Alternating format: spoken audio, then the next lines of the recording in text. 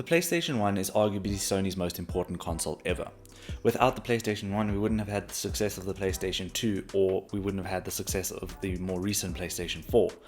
Sony has now almost all the market share of the console space. I think we're outselling Xbox 3-1 or something like that. I can't quite remember, but Sony's dominance started here at the PS1. And with that, I thought that it would be very important for me to go back and try experience the games that I never really got the chance to experience, or at least the system that I never got the chance to experience. For those of you who don't know, my life on PlayStation started with the PS2 and the PSP. I was a little bit too young for the PS1, but I more recently got the PS1 in the 2020s, and I decided that I would like to collect as many games as I could.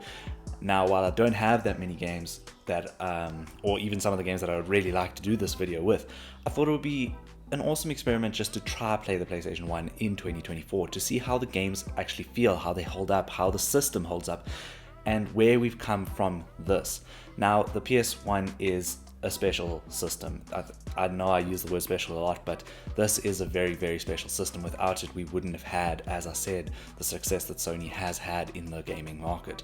Now, the few games that I did play on the system really captured me. There are a few that I tried and put down. If you watched last week's video, we tried, or I purchased The Lost World Jurassic Park. Now, I do want to play this game fully at one stage, but there was another game that I had played, and you'll see it right in front here, that has kind of overshadowed this. I kind of got stuck in Rayman 2 because it fills a childhood void that I had. I started this game on PC many, many years ago, and I actually had no idea what game it was. I knew it was Rayman, but I had no idea which Rayman. And having that opportunity to load up this game, buying it on a whim for really cheap, I think I paid like 25 Rand or 50 Rand, which is ridiculous amounts of money. I think it's less than $1 or $1 or something like that. But I digress. Rayman 2 is what most of this video is going to be about. But talking about The Lost World, I tried it. It obviously didn't review well, but I do think it's going to be a game that I do want to put quite a few hours into, or at least try finish. It does look like it has its fun moments. I just wasn't into a side-scrolling platformer mood, so I just didn't quite get into it. Now, the game that I did get into is Rayman 2, but that's not the game that we're going to start with. The game that we're going to start with is Gran Turismo.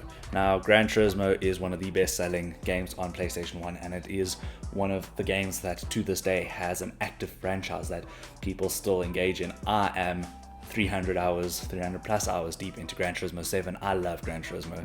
I love cars. I love the culture that surrounds Gran Turismo, and I was super excited to go back into my copy of Gran Turismo. Now, Gran Turismo is a game that I actually have quite a bit of experience in.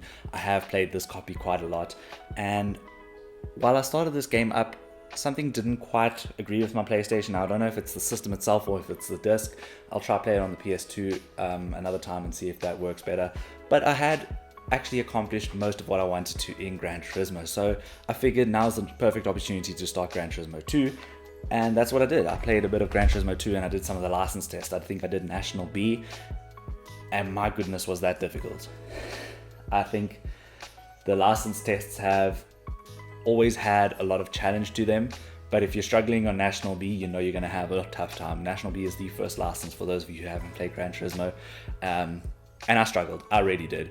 The inversion of the controls, so instead of having R2 and L2 as your accelerate and brake, you have X and square, and for some reason my brain thought it was X and circle is handbrake. So every time I tried to brake in the game, I would press the handbrake and my car would go haywire. But eventually I figured that out and I started training myself to use the square button. And this is weird because I actually used to play Gran Turismo 4 a lot, and I was able to obviously use square and X. I don't know why my brain decided circle was the correct button. But I digress. I did that, and then I actually started getting through. I think I did the entirety of National B for Gran Turismo 2, and I actually had a lot of fun with that. I think that was a good challenge that I had for myself. I've been more actively trying to play the PlayStation 1 over the past 2 weeks. I think if you just say, okay, let's challenge yourself to only play this game or this system, sometimes you almost feel like I really don't want to. So instead of saying, okay, 1 week I'm going to play PlayStation 1 only what I decided to do was more actively seek out playing my PlayStation 1. And that helped. I didn't have this looming fear over my head, and I more often than not wanted to play on my PlayStation 1, and the game that I always turned to was Rayman 2. Now, Rayman 2 kind of showcases what the PlayStation 1 was all about. There are two types of game genres that I think the PlayStation 1 is very, very commonly known for. One of them is 3D platformers, which Rayman 2 is a perfect example of, and the other is JRPGs or RPGs. And while I would have loved to have sunk a lot of time into Final Fantasy VIII, I am in the midst of playing a different JRPG, and it has consumed my life. I love it so much that I just didn't want to try overburden myself with something like that. And I think you need a lot more time for something like this than for something like this. So a JRPG would take, I think this is 40 to 60 hours. I can't quite remember what the how long to play website said for Final Fantasy VIII, but I kind of knew going into this that I wasn't going to be playing a JRPG. I was more going to be focused on a 3D platformer, and Rayman 2 was a blast. Now, some controls do show their age. You need to use the shoulder buttons to turn almost like you do in PSP. So that was quite odd for me, but I quickly got used to it. The only thing that I don't like was the underwater sections, but I don't like underwater sections in any games, ever.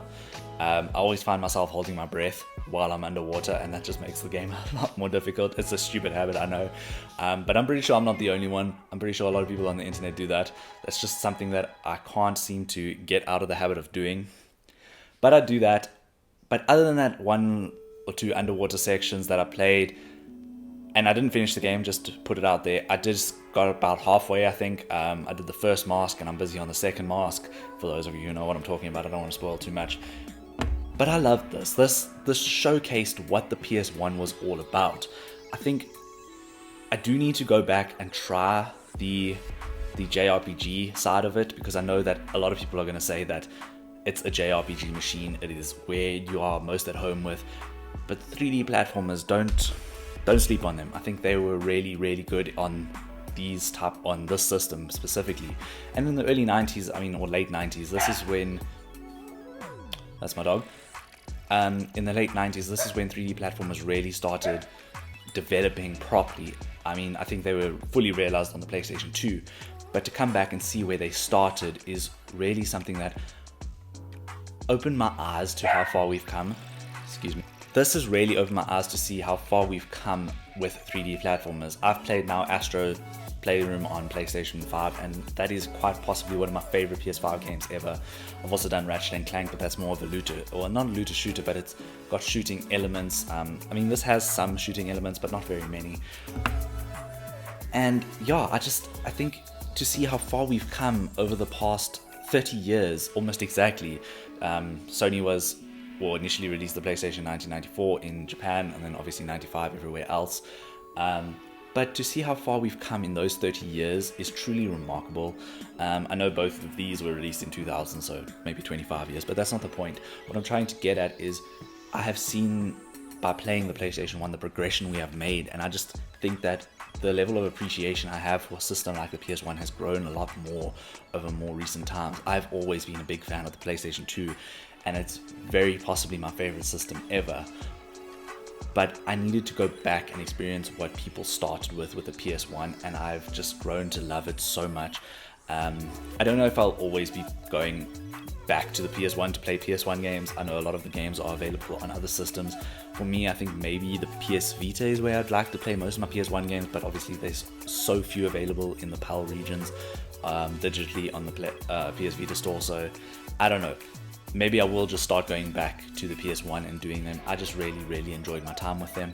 I think it is a phenomenal system that deserves all the credit that it has gotten over the past 30 years, and the recognition that it is one of the greatest systems ever.